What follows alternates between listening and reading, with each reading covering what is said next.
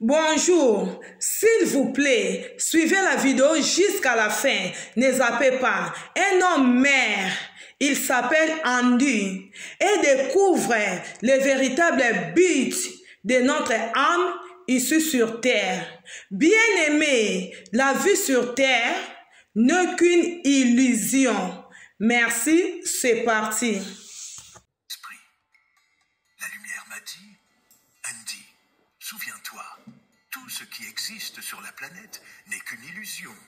Ce n'est pas réel. La vraie réalité est là, dans la lumière. Être sur Terre, c'est comme participer à une grande pièce de théâtre avec 8 milliards d'acteurs, chacun jouant son rôle. Mais ça, Andy, ce n'est pas la réalité.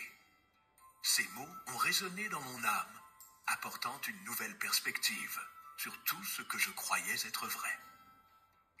Quelques jours avant la fin du lycée, mes amis et moi avons décidé d'aller à un lac à l'extérieur de Detroit. C'était une journée parfaite, ensoleillée, avec une douce brise. Alors ça semblait être une bonne idée. Nous étions excités, riant et profitant de chaque instant.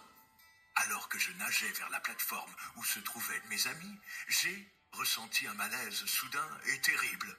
Une forte crampe m'a paralysé les jambes, me laissant incapable de bouger. La panique a commencé à s'emparer de moi, alors que je réalisais que je ne pouvais plus rester à la surface. J'ai coulé pour la première fois, mais j'ai lutté de toutes mes forces pour remonter à la surface. Quand j'y suis finalement parvenu, j'ai regardé vers la plateforme, essayant désespérément d'attirer l'attention de mes amis. Je leur ai fait des signes, mais, à ma grande frustration, ils m'ont juste salué en retour, en souriant. Ils pensaient que je plaisantais. Le désespoir s'est emparé de moi quand j'ai réalisé que je ne pourrais pas rester à flot plus longtemps. Mes forces s'épuisaient, et avant que je puisse faire quoi que ce soit, j'ai recommencé à couler. Cette fois, je ne suis pas remonté. Ennio Senor. Coulant, j'ai senti que l'eau autour de moi devenait de plus en plus froide. Nous étions en juin, mais les lacs du Michigan restent glacés à cette époque de l'année. Mon corps tremblait de manière incontrôlable, alors que je descendais de plus en plus profond. À un moment donné, j'ai senti quelque chose d'étrange toucher mes pieds. C'étaient des plantes aquatiques qui semblaient m'envelopper alors que je continuais de couler. L'obscurité s'est intensifiée et bientôt je ne pouvais plus rien voir du tout. Je ne savais pas si mes yeux étaient fermés ou si l'environnement était vraiment si sombre. Finalement, j'ai atteint le fond du lac. Mon corps a cessé de descendre et d'une manière ou d'une autre, je me suis retrouvé en position assise. Mes pensées étaient un mélange de désespoir et d'acceptation. Peut-être que maintenant je peux faire quelque chose, ai-je pensé. Et c'est à cet instant que quelque chose s'est produit. Quelque chose qui allait changer ma vie pour toujours. Quelque chose que les mots humains ne pourraient jamais décrire avec précision. À l'instant où j'ai pensé au mot lâcher prise, tout a changé. C'était comme si j'avais été déconnecté de toutes les amarres de la peur et de la douleur que mon corps physique ressentait. Je suis sorti de moi-même. J'ai regardé en bas et j'ai vu mon corps figé, immobile, toujours piégé au fond du lac. La scène était surréaliste, presque comme regarder un film, mais je savais que c'était réel. C'était comme si j'étais à deux endroits en même temps, mais sans aucune trace de panique. Au lieu de cela, je ressentais une paix inexplicable. Le tunnel devant moi semblait interminable, mais profondément accueillant. La lumière au bout n'était pas une lumière commune. Elle n'éclairait pas seulement, mais transmettait aussi de la chaleur, de l'amour et un sentiment d'appartenance. C'était la chose la plus brillante que je pouvais imaginer, comme si 1000 soleils avaient fusionné en un seul point. Mais, étrangement, cette lumière ne me blessait pas les yeux et ne me causait aucun malaise. Elle était intense et, en même temps, incroyablement douce, presque comme une étreinte que l'on ne veut pas voir se terminer. Puis, soudain, j'ai été attiré vers cette lumière. Ce n'était pas un mouvement brusque, mais une force douce et irrésistible qui m'attirait vers l'intérieur du tunnel. En avançant, je sentais une légère brise toucher mon visage, quelque chose de si réconfortant qu'il semblait effacer toutes les inquiétudes que je pouvais encore avoir. C'était comme si chaque seconde passée là-bas guérissait une partie de moi que je ne savais même pas blesser. Hey, my English not so good. Do you mean my English isn't very good? Yes, I'm sorry. How are... En me déplaçant, j'ai réalisé que le concept du temps avait cessé d'exister. Il n'y avait pas d'avant ni d'après, seulement cet instant éternel. J'ai regardé à nouveau le tunnel, admirant la lumière qui semblait m'appeler. Et j'ai été envahi par un sentiment d'acceptation totale. À chaque pas, ou peut-être n'était-ce même pas des pas, puisque je flottais, je me sentais plus proche de quelque chose de plus grand que moi. C'était comme si l'on me ramenait dans un endroit auquel j'avais toujours appartenu, mais que j'avais oublié jusqu'à cet instant. Et puis, quand j'ai finalement traversé ce tunnel, tout a changé à nouveau.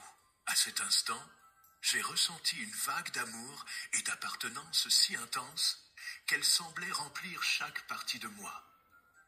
Il n'y avait pas de jugement, seulement de l'acceptation. La lumière devant moi irradiait quelque chose qui n'était pas seulement de la chaleur ou de l'éclat.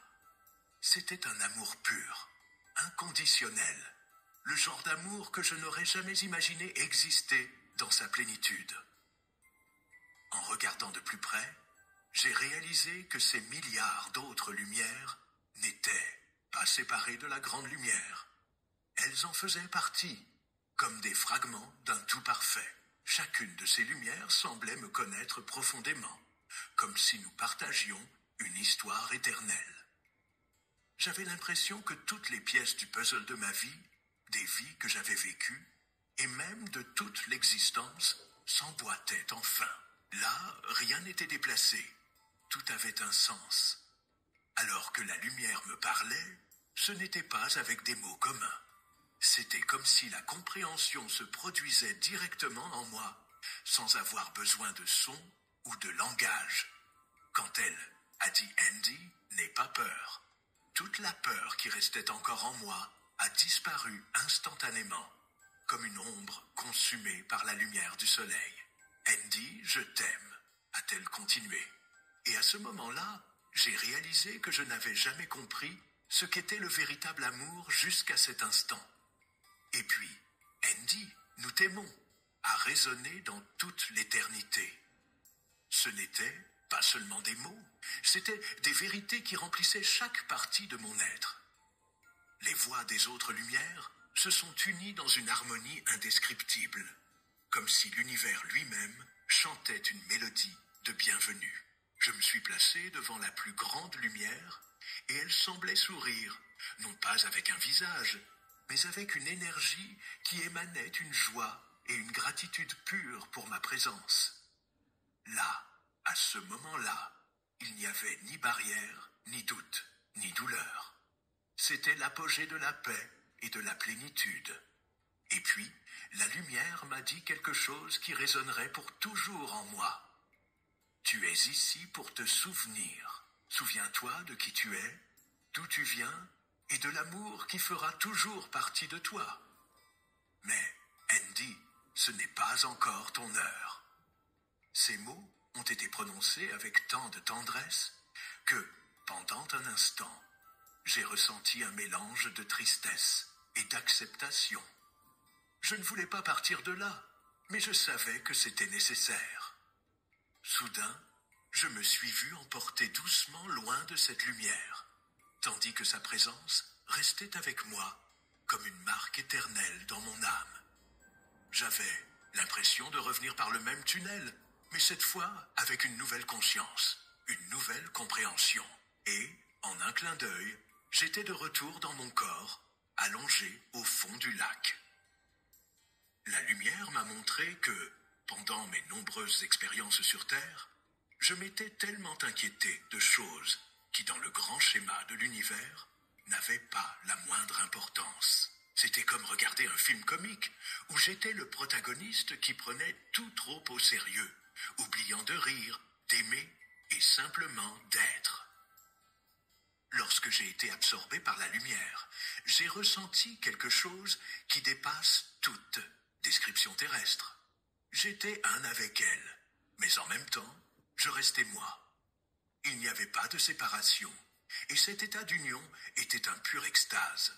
Imaginez faire partie de quelque chose d'infini et de parfait, où vous savez que vous êtes aimé inconditionnellement, et où il n'y a ni douleur, ni doute, ni peur. Être absorbé par la lumière, c'était comme rentrer à la maison, non seulement un lieu, mais un sentiment d'appartenance absolue. J'étais la lumière, et la lumière était moi, inséparable, éternelle. Et puis, au milieu de cette union divine, la lumière m'a demandé si j'avais des questions. Mais comment le pourrais-je? Dans cet état, je savais tout.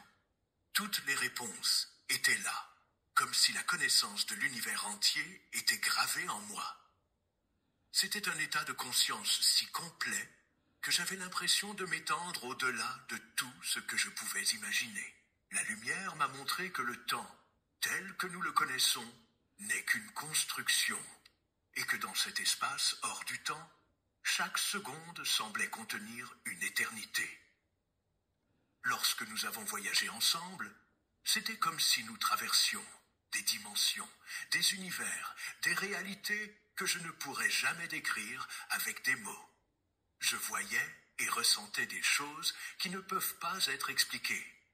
C'était comme si la lumière me montrait la grandeur de tout ce qui existe, et je savais profondément qu'il y avait un but à tout, même aux choses que je croyais être des erreurs ou des souffrances. Pendant que tout cela se passait, sur Terre, il ne s'était écoulé que 10 ou 15 minutes.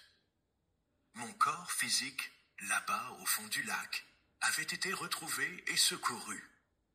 Mais je ne le savais pas à ce moment-là. J'étais complètement immergé dans l'expérience avec la lumière, riant de la gravité avec laquelle j'avais pris la vie.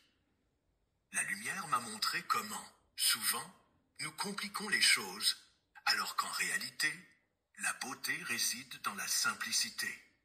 Et c'est à ce moment-là que j'ai réalisé à quel point cette expérience me transformait.